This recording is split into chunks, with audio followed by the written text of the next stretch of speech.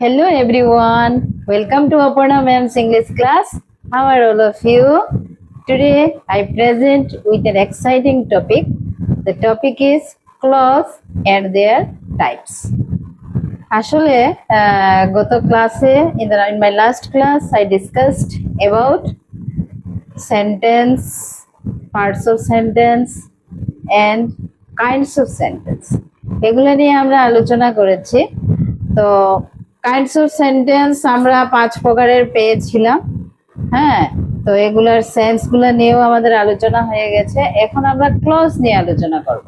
Clause নিয়ে আলোচনা করার পেছনে একটা গুরুত্বপূর্ণ বিষয় আছে। কারণ যখন লাস্ট ক্লাসে আমি যখন ডিসকাস করেছি কাইন্ডস অফ সেন্টেন্স, আমি বলেছিলাম যে স্ট্রাকচারের দিক দিয়ে সেন্টেন্স কিন্তু 3 ধরনের হয়। একটা সিম্পল সেন্টেন্স, কমপ্লেক্স সেন্টেন্স আর কম্পাউন্ড সেন্টেন্স। তো এই স্ট্রাকচারের দিক দিয়ে সেন্টেন্সটাকে আমি 3টা ভাগে ডিভাইড করি। তো এই 3টা ভাগ যদি আমি করতে যাই, সিম্পল, কমপ্লেক্স, কম্পাউন্ড, তখন করতে গেলে কিন্তু আমাকে ক্লজ ভালোভাবে জানতে লাগবে। ক্লজ না জানলে কিন্তু সিম্পল সেন্টেন্স, কমপ্লেক্স এবং কম্পাউন্ড সেন্টেন্স আইডেন্টিফাই করা যাবে না। তো ক্লজটাকে আজকে আমরা একটু ব্রিফলি ডিসকাস করব। এর টাইপস নিয়ে আমি একটু আলোচনা করব। প্রথমে ক্লজ কি সেটা আমাকে জানতে হবে। What is clause? তো আজকে আমার টপিক হচ্ছে ক্লজ এন্ড দেয়ার টাইপস। তো ক্লজ মানে কি? Clause is a group of words that has a subject and a verb. Clause is a group of words that has a subject and a verb. Subject এবং verb আছে বললা এটা totally একটা sentence আমরা বলতে পারি না। এটাকে আমরা কি বলবো? বাক্যাংশ। এটাকে আমরা বলবো বাক্যাংশ, মানে parts of sentence. Parts of sentence. ক্লজটা কি? বাক্যাংশ, পার্টস অফ এ সেন্টেন্স। ঠিক আছে? তো গ্রুপ অফ ওয়ার্ডস যেটা, সেটার মধ্যে একটা সাবজেক্ট থাকবে এবং ভার্ব থাকবে। ঠিক আছে? কিন্তু অনেক সময় আমরা ফ্রেজ এবং ক্লজের মধ্যে আমরা ডিফারেন্সিয়েট করি। ফ্রেজের মধ্যেও কিন্তু গ্রুপ অফ ওয়ার্ডস থাকে। ঠিক আছে? কিন্তু ফ্রেজের মধ্যে কি হয় যে ভার্বটাও থাকবে না। এটা একটা শব্দগুচ্ছ। হ্যাঁ, অনেক সময় একটা লার্জ সেন্টেন্সের একটা পার্ট হিসেবে ব্যবহৃত হয় এবং ওই সেন্টেন্সটাকে একটা কমপ্লিট সেন্স দেওয়ার কাজে ফ্রেজটাও ব্যবহৃত হয়। তো এই ক্ষেত্রে আমরা ক্লজটা আবার ফ্রেজের মধ্যে আমরা একটু তফাৎটা এটাই মানে জেনে নেব। আবার সিমিলারিটিসও আছে। Both are the parts of a sentence, they are the group of words. হ্যাঁ, এটা হলো সিমিলারিটিস। ডিসিমিলারিটিস এর ক্ষেত্রে আমরা পাই কি ক্লজের মধ্যে যেমন সাবজেক্ট ভার্ব আছে, কিন্তু ফ্রেজের ক্ষেত্রে কিন্তু আমরা এটা পাবো না। তো এখন ক্লজটারে আমরা 3টা ভাগে ডিভাইড করি। তো আজকে আমরা এটা নিয়ে একটু ব্রিফলি আলোচনা করব। তো ক্লজ আছে আমাদের 3 ধরনের। একটা হচ্ছে প্রিন্সিপাল ক্লজ, আরেকটা হচ্ছে প্রিন্সিপাল ক্লজের বাংলাটা হচ্ছে প্রধান বাক্যাংশ। প্রধান বাক্যাংশ। আর 2 নম্বর যেটা আমরা পাবো সেটা হচ্ছে সাবঅর্ডিনেট ক্লজ। Subordinate clause. তো এটার যেটা বাংলা হচ্ছে, এটা অপ্রধান বাক্যাংশ আমরা বলতে পারি, বা নির্ভরশীল একটা বাক্যাংশ, মানে প্রধান বাক্যাংশের উপর নির্ভরশীল থাকে। যেমন আমরা এটাকে এমনি ধরে নিই, এটা অপ্রধান বাক্যাংশ। ঠিক আছে? অপ্রধান বাক্যাংশ বা নির্ভরশীল একটা বাক্যাংশ আমরা বলতে পারি। এরপরে আছে কোঅর্ডিনেট ক্লজ। কোঅর্ডিনেট ক্লজ এটা হচ্ছে সংযোগমূলক বাক্যাংশ। সংযোগ সাধন করে। সংযোগমূলক বাক্যাংশ। ঠিক আছে, সংযোগমূলক বাক্যাংশ হবে কোঅর্ডিনেট ক্লজ, যেটা এটা কোঅর্ডিনেট কনজাংশন দ্বারা যুক্ত থাকে। তো এখানে প্রিন্সিপাল ক্লজ যেটা, সেটা হচ্ছে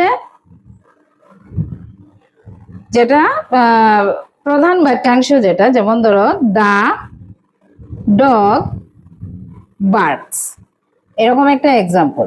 যেমন এটার মধ্যে সে কোনো ধরনের সেন্টেন্সের উপর নির্ভরশীল না, সে নিজেই ইন্ডিপেন্ডেন্ট।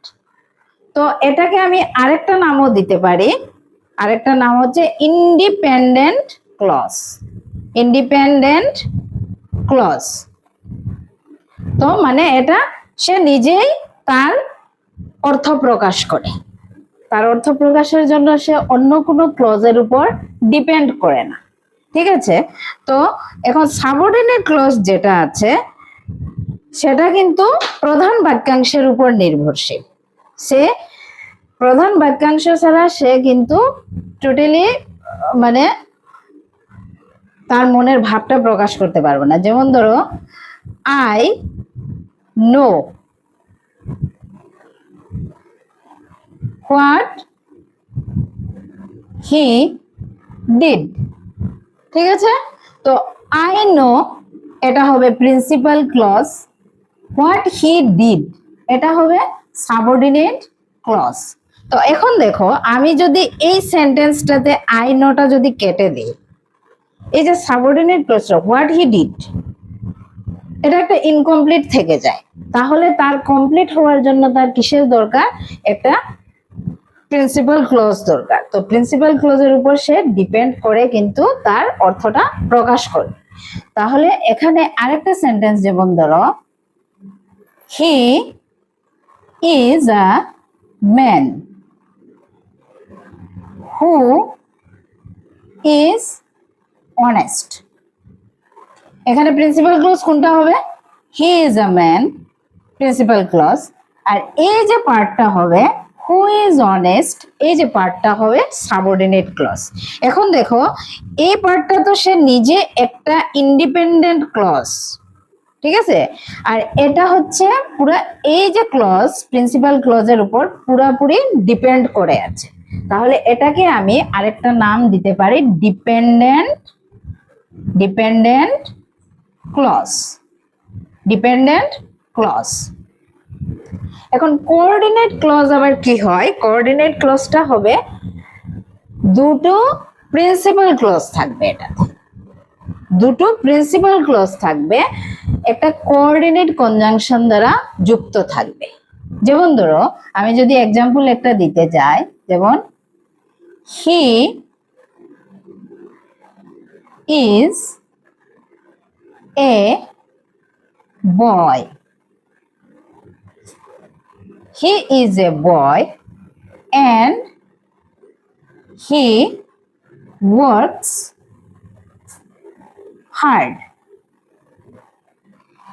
তো এখানে he is a boy and he works hard, এই যে and এটা কোঅর্ডিনেট একটা কনজাংশন হয়ে গেল, এটা নিয়ে যুক্ত হলো এই যে এটাও একটা principal clause, he is a boy, he works hard, এটা হচ্ছে আরেকটা প্রিন্সিপাল ক্লজ। তাহলে আমরা কি জানলাম?